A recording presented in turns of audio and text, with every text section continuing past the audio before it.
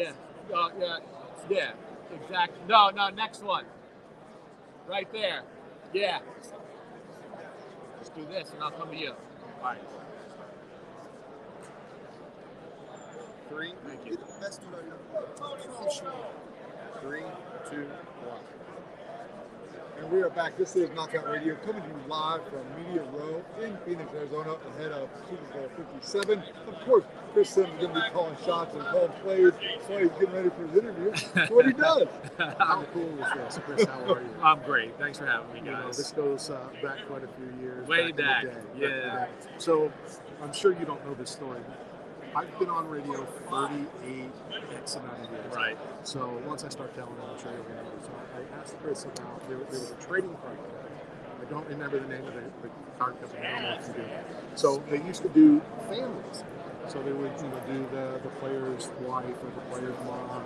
And I don't know if you want to take it from here, but it's a photo of your family. So yes, right. So it's you're talking about the one when I was a younger kid, right? Yes. Yeah. So we're in the it's I think it was Proline. Yeah, it was Proline, right? Proline. Yes. And big family like coming over. Hey, Dad's won the Super Bowl 2 years before that. Whatever. All right, so we're gonna take a picture together. And you know, I'm also like I want to play in the backyard and run around. So they're trying to keep me clean, looking good.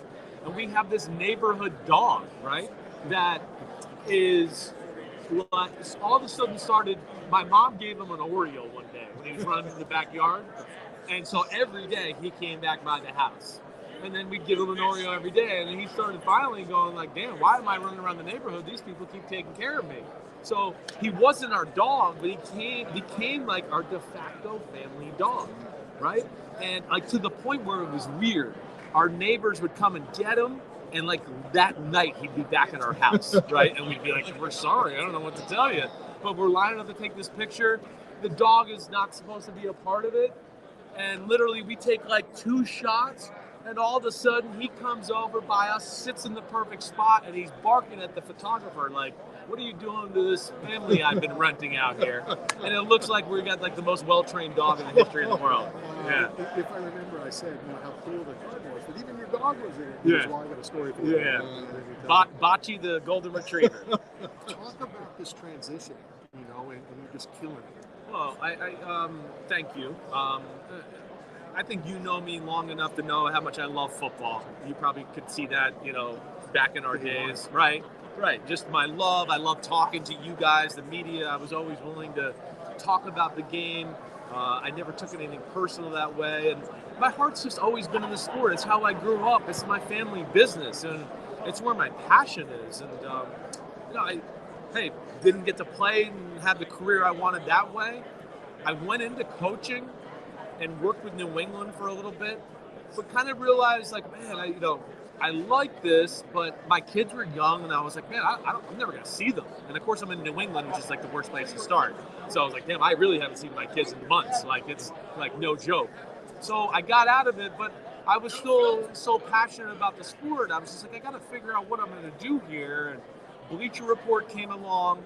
They had seen a few things that I've done, and it kind of popped off from there, where I got a little bit of a spot to open my mouth, show my football love, and it kind of grew from there, and I'm very fortunate. How difficult has it been? Has it been difficult? Right. When an athlete switches that page, it goes from on the field to now talking about it. I remember Kenny Florian, MMA, UFC guy, would always give me crap because I wouldn't pick fights. Right. And I didn't want to pick fights because I didn't want to upset my friend.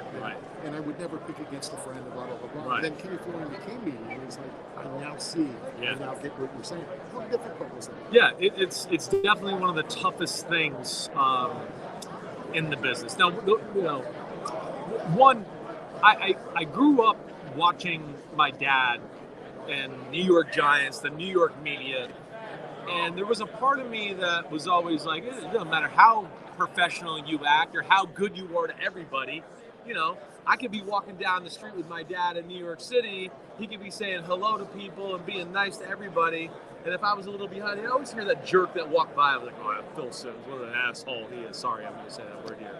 Okay, and so you could be the most perfect person in the world, say all the right things, and you're still going to have a bunch of people out there that go, "Oh, he's a jerk. I don't like him." Right? So I feel like I came to that spot maybe a little earlier in life than maybe most because of that experience with my dad. And then, you know, it's a sport in the NFL where we're all making millions. You know, the players are making, it's a big boy sport. I'm not saying anything to be personal to anybody. I'm being paid to give, a professional opinion that I know a lot about, been taught a lot by a lot of important people. And, I just hope, I try to say that a lot. Like, hey, this is not personal. This is like business. We're just talking to the game and the issues there. Well, there's a right and a wrong way to do it. Right. And I always tell this one story, and I don't think they're still in business. It was a Buccaneer related magazine. We'll go with that. And I remember they said Jorge Diaz, a piece of trash, played on Sunday. And then, off day on Tuesday, we go in the locker room on Wednesday, and that same media person is trying to talk to Jorge Diaz. Right. And I'm like, why are you talking to him? Yeah. So there's a right and a wrong way to do everything. There is definitely a right and a wrong way to do everything. And I think, if you're really confident in your abilities and what you're doing in your job, I never got mad if you guys were in the locker room and I played a bad game against the Bucs, and here we are Monday and you were asking me critical questions. You, Ira Kaufman, Rick Stroud, whatever. I wasn't like, man, what jerks are calling me out for the facts of the matter? How dare they tell the truth to me, and now I have to answer it. So that's where, again, it's part of the business, and I'm just trying to give football evaluations. Unfortunately, right now, I'm trending on Twitter this morning because I gave my evaluations about Jalen Hurts and that. And you just can't tell people he's not Patrick Mahomes right now. They're like, wait, they're in the Super Bowl. He's playing Patrick Mahomes. He's as good as Patrick Mahomes. I'm like, no, he's not. And I can give you 9 million examples of why he's not, but nobody wants to hear that. And then it becomes personal on me, but that's part of the business. And it's still And it's still So, Chris, my question is, how much do you have to pay every time you play something? Because in my profession, if I say that I'm a professional rate charge me $7.77 a pop, and I have an ongoing tab running. Oh, right. I don't know why I even said that. It's usually a phrase that does not come out of my mouth, right? But I think I meant more that they're professionals and they can handle it. But yeah, I don't know if I'm a professional. I'm a professional watcher of football, and I have a professional big mouth. I guess that's what you could say for right now. It's a great job. It is a great job. Now, can you enjoy the game, or is it always you're studying, or you're always picking up things? Like, can you enjoy the process now? I definitely can. I can do both kind of at the same time. I enjoy the process of enjoying the game and studying it as it goes along. Like, I'm the weird guy on Super Bowl Sunday that is literally like, no friend, you're not coming over. No family members are coming over. It's not a party. Like, my wife, my kid, we're going to be there. We're going to have our own food, but I want to be able to watch the game, digest it. I got to get up early the next morning and talk about it on live TV. And I kind of do both. And I'll sit there, and things that pop into my head or things I'm noticing in the game, I text my wife. So she gets all these texts as the game goes on, because I kind of keep that as my rundown of things that popped up to me as I was watching, thoughts that I thought affected the game. And so I guess I could do both, is what I'm saying. Back when you played, fans thought you only came in on Sunday. Right. You did nothing Monday through Saturday. So I think they think the same thing now. Right. Talk about the process, what you have to do film-wise, and talking to people and Yeah. such to get ready. It's every bit as grueling as playing. If not, maybe more and more annoying in some instances. I mean, my Mondays are do a morning show, get done with the show, and start pumping through film. So not only I can have answers for the next day's show, but I have a podcast that I go in depth and really talk about X's and O's. So my Monday to my Wednesday afternoon are literally just film. No, I wish I could have brought my notebook. I mean, I go through 6-7 notebooks every season. I write my notes. I send them to my producer, my director, and that's how we do my podcast and my shows. So that's how I prepare. Let alone, now I'm in the business of not an insider, but I want to know what's going on in the league so I can speak smartly to it, have context, right? So I almost feel like I'm an on-call doctor at times too, because I got coaches that are they'll text me at 10:45 at night as I'm just getting in bed. They're like, hey, can you talk real quick? And I'm like, yep, hey, oh yeah, no, don't worry, I'm awake, no problem, yeah. And then they slide the question or something they thought that's being portrayed the wrong way or whatever. So So somebody just sold, I'm sure you saw this, the sand that Tom Brady stood on for like $90,000. So are you going to sell those notebooks? Yeah, I don't know if you're going to have anybody. It's the market on the other side. I don't know about that. So Chris, we know your love and passion for football. We know it on and off the field. Yeah. What do you do to entertain yourself like that? Not football related, but not football. Right. Well, I love all sports. I'm really a big sports fan. I mean, as soon as the Super Bowl's over, I will turn my TV attention to like NBA basketball. I love NBA. I'm a huge Yankees fan. Yankees are my number one team in all of sports, right? Because it's football. I have too many personal relationships, and our Yankees, I can just be a total fan guy. So that I have a 16-year-old daughter. I have a 12-year-old son. So I'm an Uber driver on the weekends, right? I do a lot of that, and then I would say that I live on a little small farm. We live on I have chickens, a rooster, free range, eggs, our own honey, our own maple syrup. So I know, right? Seriously. That's the kind of life we live. I love nature and animals that way. And then, I like to smoke weed to relax. I guess that would be the last thing to put a button on it. Yeah. How old do you want to? I remember Chris, 20, 21, not 16. MMA, are you into that? Of course, yeah, definitely. I'm like, there's really, I would say, other than soccer, there's no sport that I'm really not into. And no disrespect, like when the World Cup and some of that's on, I watch it. But MMA, UFC, tennis, I'm really, if it's an event, I'm watching. I'm not a big soccer guy either. Right. But that final was amazing. It was probably the greatest sporting event I've ever watched. It was pretty crazy. I really wished I would have been at that one. Yeah, right. I hear you. It was a Sunday, first off, right? So it was like I was left my house. We have to be at NBC. We have a meeting at like 11:30 on Sunday, right? I left my house. It was 2-0, and France was down. And I walked in the viewing room at NBC at 11:30, and I could hear people talking really loud. I was like, "Man, what's going on in there?" And I walked in, it was 2-2, and I was like, "What? Like, how? How did this happen?" So it was pretty special moment. And I liked that the goalie. I'm not a big tattoo guy. Yeah. You guys, but the goalie has a tattoo of where the ball hit his leg. Right. I did not know that. That's a good tat. So what's your UFC, MMA? Who do you like? Who do you not like? That's mine. Yes, I do. Oh, I know. Yeah, I don't know if there's one guy I could sit there in UFC right now that I would say is my guy. I mean, I feel like I haven't had that one guy draw since Conor hasn't fought, really. I'm one to turn on all the big fights or buy and pay-per-view. Conor's coming back. I know Conor wants that in a few weeks, few months. Right. I just kind of saw that. Right. I'm missing a few names here that I'm. John Jones. I'm always paying attention to John Jones because I know Chandler. I know his other brother who played in Baltimore all those years, Arthur. Right. Yeah. So always I'm very aware. I'm not sure if I have a guy though. Yeah. We'll have to get to it. Are you going to talk about your ice plunge thing? Yeah. So I was talking to Chris. I was like, I saw you in Miami 4 years ago, and I was like, you look the same. You look amazing. What have you been doing? He's like, well, I take an infrared sauna. Yeah. I do cold plunges. I do. And so as the inventor of the pizza diet, I eat quality nutrition. Right. I show people how to eat pizza, and I do all those other things you do with it. And I feel amazing. 46, I have inflammation. I feel like 18. You look good. You lift weights too? Do you do that? A little bit of a little. Training, but right. Nothing crazy. Yeah. It's more about nutrient timing. Yeah. And just recovery. Right. And I feel the best I've ever felt. I'm trying to get Randy in the cold water. Right. And there's definitely something in the cold water with the inflammation and the immune. Because I lost my spleen, right? Immune system. Yeah, you were there.